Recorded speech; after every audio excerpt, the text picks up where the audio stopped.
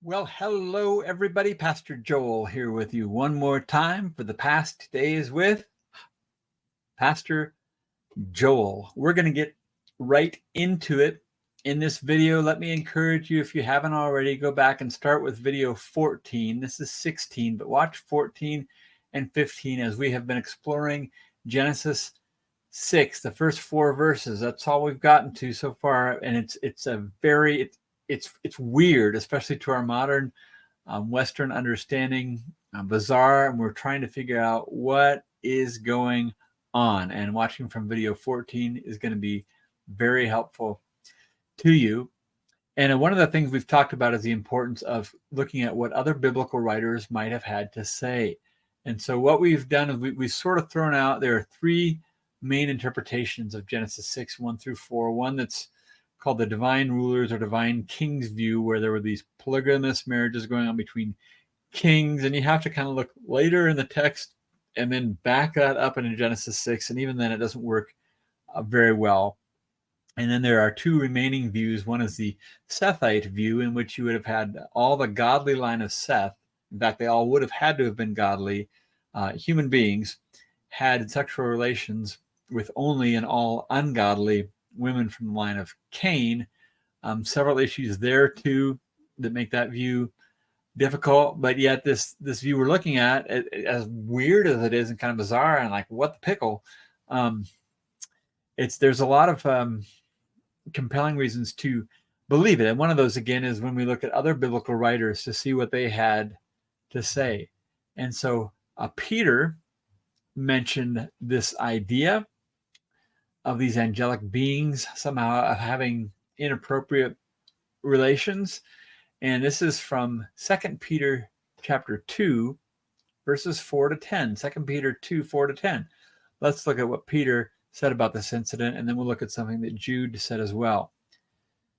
For if God did not spare angels when they sinned, but cast them into hell, the word there is really Tartarus, and committed them to chains of gloomy darkness to be kept until the judgment, if he did not spare the ancient world, but preserved Noah, a herald of righteousness, a flood upon the world of the ungodly, if by turning to the cities of Sodom and Gomorrah, pardon me, he condemned them to extinction, making them an example of what is going to happen to the ungodly, and if he rescued righteous Lot, greatly distressed by the sensual conduct of the wicked, for as that righteous man lived among them day after day, he was tormenting his righteous soul over their lawless deeds that he saw and heard. Then the Lord knows how to rescue the godly from trials and to keep the unrighteous under punishment until the day of judgment, and especially those who indulge in the lust of defiling passion, despise authority. There's a lot there, and we're not going to exegete that text today, but the point is that Peter makes reference to this idea of these angels that sinned. And now that in and of itself might not be too helpful, but if we see this in Genesis 6, well, it looks like there were these angelic beings, sometimes called the watchers, part of the divine council, which would have been sort of this heavenly host. And if they sinned there, and then Peter is making an allusion to at least something where that took place, maybe Peter's talking about the same thing. Well, let's go to Jude now. Remember, Jude is just one chapter, so it's Jude 5 through 7, meaning Jude verses 5 through 7.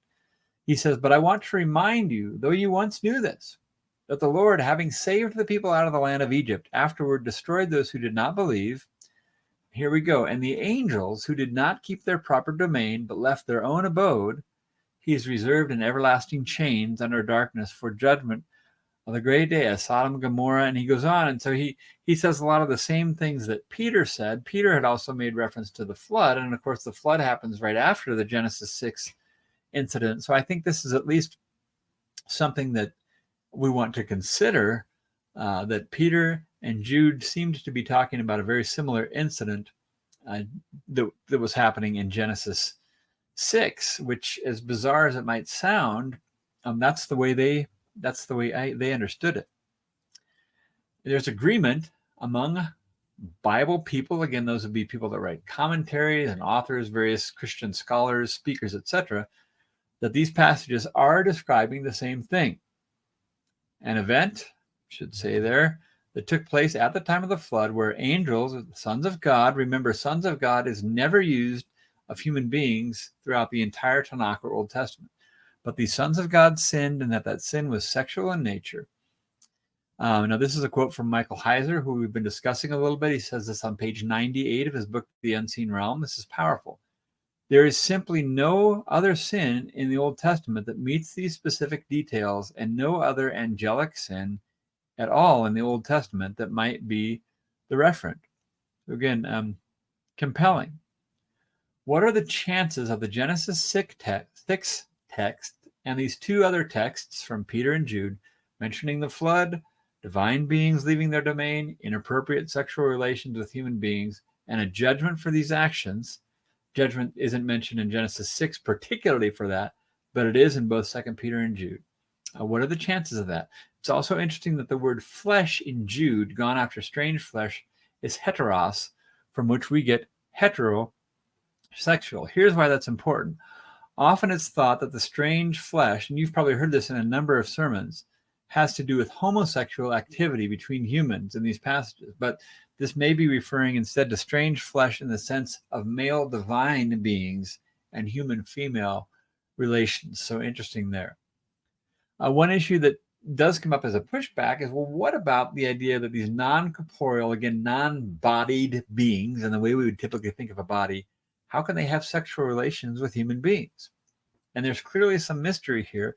However, we're going to look at these texts now, but there are several occasions in Scripture where angels did take on human form and were compelling enough that the human beings did not know they were angels.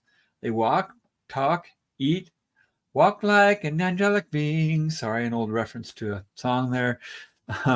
They walk, talk, eat, and we're told in the letter to Hebrews, do not forget to entertain strangers, for by so doing, some have unwittingly entertained angels. The point being that the writer of Hebrews clearly believed that there might be people that were entertaining angels that did not know they were angels. Why did they not know they were angels? Because they were so convincing as human beings. So while this idea is indeed weird, especially to us Western moderns, angels do indeed do lots of human things in some type of human-looking body. What would keep them from also being able to have physical relations? Okay, one more pushback might be where the religious leaders are trying to trip Jesus up by asking him a question. You remember this? There's a story where they're just trying to trip up Jesus, and the custom at that time was that if there was a married couple and the husband died, then if he had a brother, the brother should marry the wife to keep the family line going. They said, well, what if one brother did it? What if he died? What if he died? And they ended up like with 7. Is ridiculous. But they said, well, whose wife will she be at the resurrection? But here Jesus replies that there is no marriage, but he doesn't say anything about angels not being capable of having sexual relations. And I just throw that in because sometimes that's brought up as a way to nullify the supernatural view. But you can think, several times in the Old Testament, Abraham had these, angels come to him and fed them, and other times like that. So it's not unprecedented at all that there could be these angels that took a very convincing human form. Okay? So now it's time for a little joke that I made up. Knock, knock. Who's there? Enoch. Who's that? Now, we bump into Enoch in Genesis 5. Okay, this says, when Jared had lived 162 years, he fathered Enoch. Jared lived after he fathered Enoch 800 years and had other sons and daughters. Thus all the days of Jared were 962 years, and he died. When Enoch lived 65 years, he fathered Methuselah. Enoch walked with God after he fathered Methuselah 300 years, and he had other sons and daughters. Thus all the days of Enoch were 365 years. Enoch walked with God, and then he was not, for God took him. That's Genesis 5:18-24. Now, there's a book of Enoch, and I want to be clear here. Enoch is not considered part of the canon or part of the inspired scriptures of the 66 books of the Old and New Testament. Now, some religious, I guess we could say, groups include a little bit more in their scriptures, the Catholic Bible, for example. And then we've got 2 groups of literature that are ancient writings, sometimes called the pseudepigraphal writings, the Apocrypha. And a lot of those books were written in what's known as the intertestamental period between Malachi and Matthew, some 400 years. So, we don't want to say that those writings are inspired the same way the biblical texts are. There sometimes can be helpful additional information that can help us fill in some gaps. And I think the book of Enoch here may be very helpful. Now, Enoch was likely written in the intertestamental period. Okay, and this is important. Pseudepigraphal writings were typically attributed to a biblical character, but were not actually written by them. So people don't think that Enoch wrote the book, just to be clear on that. And we're going to read chapters 6 and 7 from Enoch. They're short. And just listen to some of the language he uses. Think about Genesis 6, 1 through 4. Think about what Peter said. Think about what Jude said about these angelic beings. So this is the book of Enoch. Again, just to be clear, I'm not saying it's scripture, but I think it can be helpful. Chapter 6, it came to pass when the children of men had multiplied that those days were born unto them beautiful and comely daughters. And the angels, the children of the heavens, saw and lusted after them and said to one another, Come, let us choose us wives from among the children of men and beget us children. And Samjaza, who was their leader, said unto them, I fear ye will not indeed agree to do this deed, and I alone shall have to pay the penalty of a great sin. They all answered him and said, Let us all swear an oath, and all bind ourselves by mutual imprecations not to abandon this plan, but to do this thing.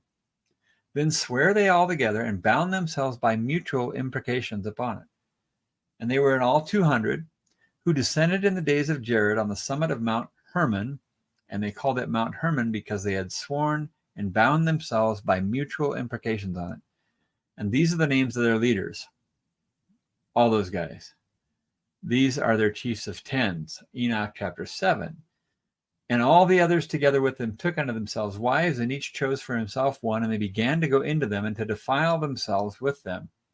And they taught them charms and enchantments and the cutting of roots, and made them acquainted with plants, and they became pregnant, and they bare great giants, whose height was 3,000 ells, who consumed all the acquisitions of men.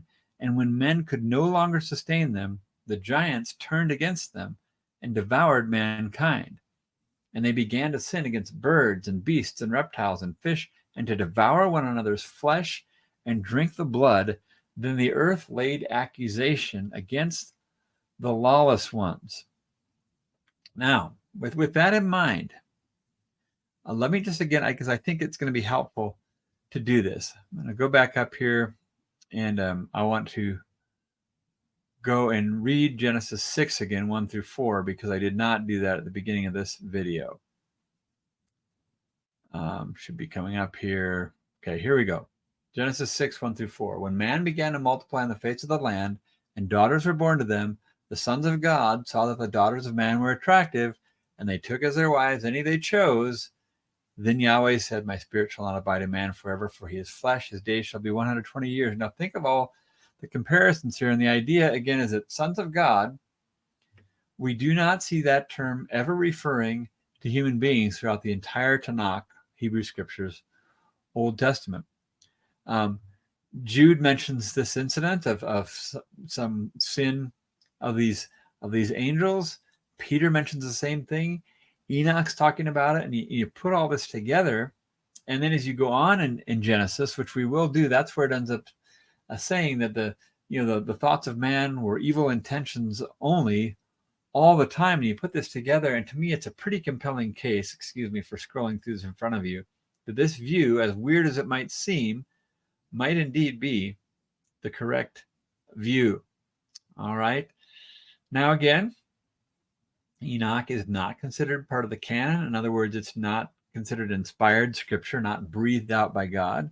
But at the same time, the worldview espoused was well known to the biblical writers. Otherwise, how would they have made reference to it? We saw that Peter and Jude quoted Enoch, and you can see the Enochian worldview other places in the Bible as well. This literature was very familiar to the people the Bible was written to. This isn't so hard to understand why they were aware of it. It would be like today, music is a big part of our culture. Movies, somebody, hears a well-known song and they're mentioning it, and everybody kind of, okay, yeah, I know that, or I've heard something like that, or yeah, I've seen that movie. I remember what that's about. It's that type of thing. That doesn't mean that, that everybody has the same view, but they're all aware of these same things. That's the idea. Well, here's another passage from Jubilees, which is another apocryphal writing. Again, it wouldn't be considered scripture, that might be helpful. It's from Jubilees 4:22 and following. And he testified to the watchers who had sinned with the daughters of men. There it is again. For these had begun to unite themselves so as to be defiled with the daughters of men. And Enoch testified himself, them all. And he was taken from amongst the children of men, and we conducted him into the Garden of Eden in majesty and honor. And behold, there he writhed down the condemnation of judgment of the world and all the wickedness of the children of men. So again, it's hard to see all this similar language talking about the same event. Sometimes they're called watchers. We might think fallen angels. We mentioned the divine council view, this idea of these other beings, these other Elohim that were created by God. Just so you know, there's a biblical precedent for the watchers. I want to show you this too. There are 3 verses in Daniel chapter 4. Let me go down here so you can see them. Daniel 4, 13, 17, and 23 that also mention some similar characters. Okay, I saw in the visions of my head while on my bed, and there was a watcher, a holy one, coming down from heaven. This decision by the decree of the watchers, this is now verse 17, and the sentence by the word of the holy ones. Verse 23, and inasmuch as the king saw a watcher, a holy one, coming down from the heaven. Okay? So, let me just wrap up this video, and actually I'm going to make a couple of comments afterwards with a quote from Heiser that I find interesting. I think you will too. He said, the truth is that the writers of the New Testament knew nothing of the Sethite view, nor of any view that makes the sons of God in Genesis 6, 1-4 humans. Now, do we want to believe that just because Heiser said it? No.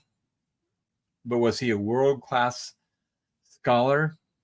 And was he a world-class scholar in not only Hebrew, but other ancient languages? Yes. Did he study the ancient Near East culture a lot? Yes. And so we at least want to take that to heart.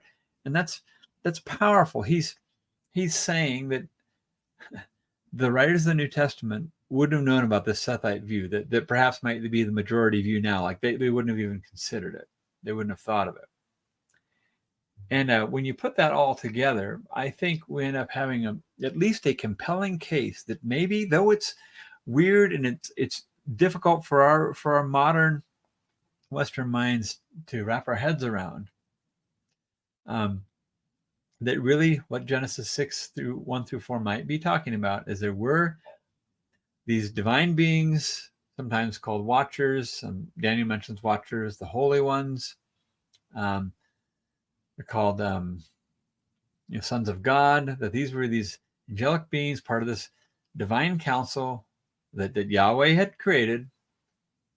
And some of them chose to sin by disobeying God and going and having sexual relationships with women. The result of that were the Nephilim, these giants, who you really, once you realize that, you really run into them a fair amount as you move forward in the Hebrew scriptures. And we can think of maybe the most obvious case, which I've alluded to. It was either this video earlier or perhaps the previous one, where Israel is asked to go in and take the land and go into Canaan, and Joshua and Caleb are raring to go, but everyone else is pretty afraid because they say there's giants in the land. We were as grasshoppers to them. I mentioned in another video the length of this coffin of one of the kings would have been some 13 feet long, 6 feet wide. You've got other occasions in the Bible. Hello, Goliath, who apparently had these 5 brothers. And why this is so important theologically, well, there are really 2 reasons. And we'll see one a little bit more when we get to the nation of Israel and the special covenant they had with Yahweh. But we also see another that's sort of related to that, is it's hard. Let's face it, this idea that God, floods the world because all this wickedness. What if that wasn't merely based on human wickedness? I don't want to minimize that, but what if in fact there were these giants that we might consider sort of half-breeds of these angelic? I know it's weird. But again, we've looked at a lot of textual evidence from the Bible itself, from other sources. We've seen why the other views don't seem to hold up very well. And if there were these inappropriate sexual relations between these angelic watchers, these sons of God, and the human women, and the result of that were again these sort of half-breed, hybrid creatures that perhaps, at least according to Enoch, may have been doing a lot of evil to one another, to the other people, and that God said, I've got to try to wipe them out. And then interestingly, in Genesis 6, it says the Nephilim were there and also after. So they were there after the flood. Now, how did that happen? Did this same kind of event happen again? I don't know. But again, as Israel then enters the promised land, we encounter these same giants. And what if part of what Yahweh was asking them to do, to go in and many times, kill all these people, and we think, boy, I hope we struggle with that. Why would God ask them to do that? It's an appropriate struggle to have, and we need to wrestle with those texts and not pretend they're not there. But what if that again was not only to eradicate human wickedness? Because remember, Israel themselves were wicked. Israel wasn't picked because they were better than the other nations. Yahweh goes out of his way. I didn't pick you because you were better. I didn't pick you because you were more populous or anything. That was just his divine choice. But what if the reason he asked them to go into the land of Canaan and wipe out all these people and all the ites, the Hittites, Jebusites, mosquito bites, and all of that, was because there literally were some, if not many, beings that were not quite just human beings, and they had to be wiped out. And that is where I lean, as odd as it might seem. And so I hope these have been good videos for you. Again, probably challenging. I know I got a little bit technical in them, but I didn't want to assume that people watching were exposed to this.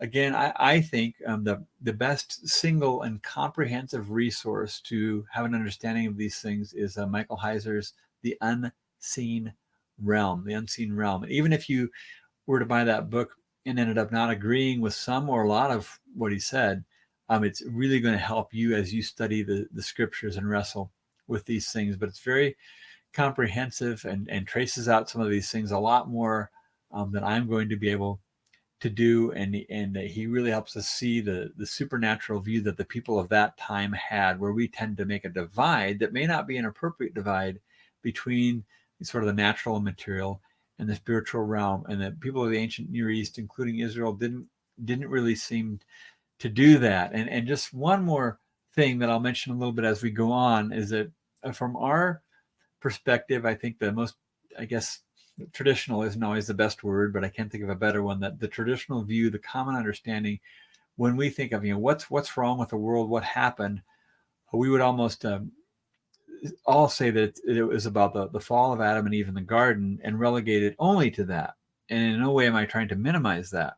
But what Heiser concluded in his studies is that the ancient Near East people, they would have certainly seen the fall of Adam and Eve, but they also would have seen this event with the Watchers.